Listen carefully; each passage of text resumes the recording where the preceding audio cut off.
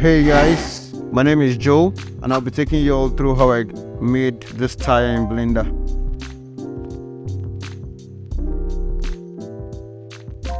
So I'd already had a pattern created in Illustrator, right?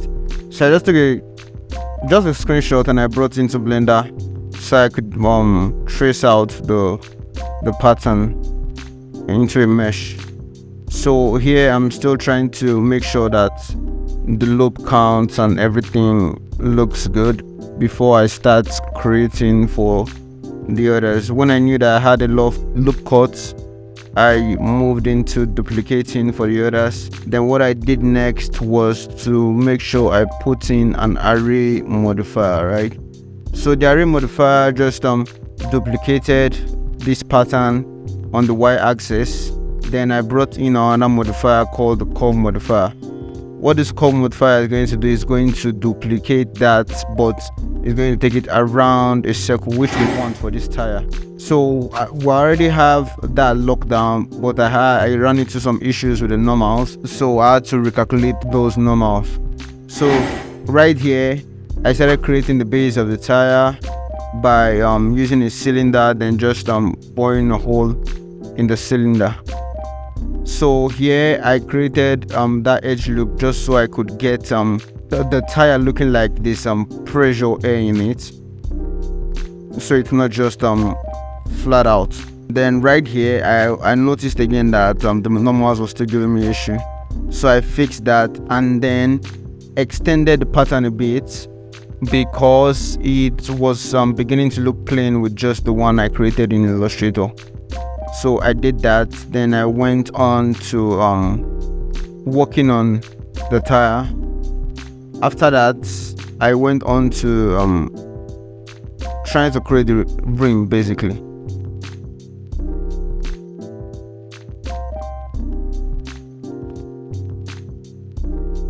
So for this, I just basically connected the vertices on the other circumference to this one down here, so that I could quickly create this pattern.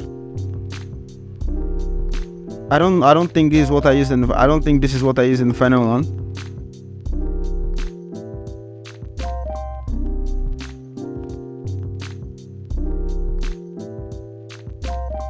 So I went on to creating the bolts and nuts of the tire.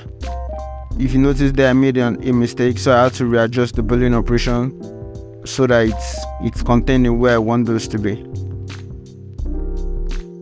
So I went on to creating the nuts, just so it looks real. It looks like that's an important detail in the tire. So I did that by creating a cylinder and extruding, creating some inserts, and then selecting a part that needs to look like it's a screw.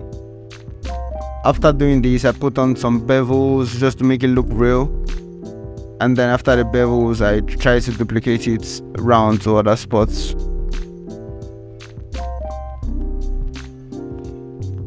I didn't use that logo in the final one, so I don't think that's going to be there. After this, I took it out at some point. So I went on to shading. For the shade of the tire, I went for something glossier than it should be because I basically wanted it to make it to look good for the camera. Ideally, a tire should be rough. It shouldn't reflect any light whatsoever, maybe just a little. But the final images in this one reflect so much light. So it's just basically to create appeal. And if you notice also, the black shade that I created, I added some noise to it. So it's not just a plain black surface. It has a bit of grit to it. It has a bit of, strength and character to it. That's why I used the noise modifier plugged into the normals. Then here I'm just doing final touches with regards the thread, because that's where the extension of the brand is. That's where the logo is reflected in the tire. Right here I'm trying to capture the bevel of the thread because I didn't want to apply the solidify modifier I've used. So I'm trying to see if I can plug in the bevel into the normal to catch some bevel action for the thread. Finally, I think I was able to get some bevel going on, but I needed to make it look very sharp, not something that is too thick and weak. Okay, this is me also trying out some more threading option to see if it's gonna look good. Then I exported a UV. I don't know, I thought I recorded that. I didn't record that.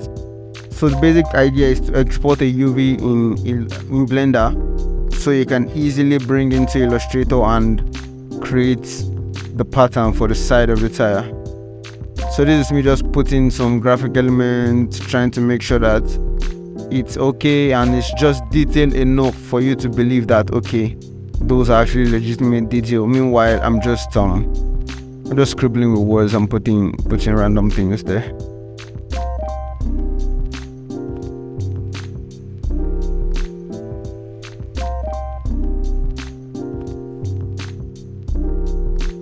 So I'm exporting this now, so I can actually import that into Blender.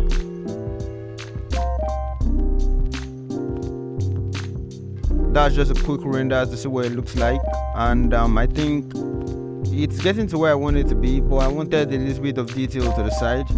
As you can see the noise on that tire. That's making it have a little bit of personality. It's just smooth. Makes it look stronger actually.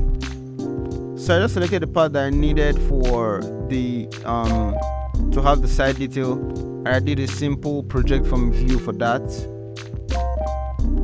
I don't think that's shown in the video, but that's exactly how I textured the side of the tire. That's it guys. So long, and until I see you in the next one. Peace.